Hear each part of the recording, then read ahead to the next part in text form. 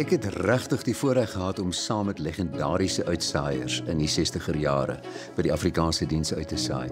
Benewens almal se gunsteling Vanus Rautenbach was daar mense soos Nick Swanepoel, Kobus Robinson, Nick de Jager, noem hulle maar op, dis 'n ellelange lys van mense. Van hierdie omroepers het inderdaad glanspersone in hul tyd geword. Hulle stemme was ikonies en het in huise en voertuie reg oor die land weer klink. 'n Groot gees was die omroeper en rugby-kommentator Gerard Vivier, ook bekend as Spiekeries. Gerard Vivier het rugby uitgesaai sodat 'n kamera nie nodig was.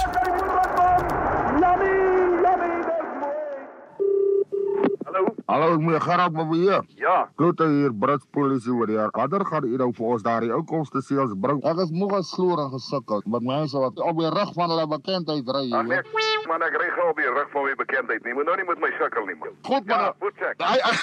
Gerard.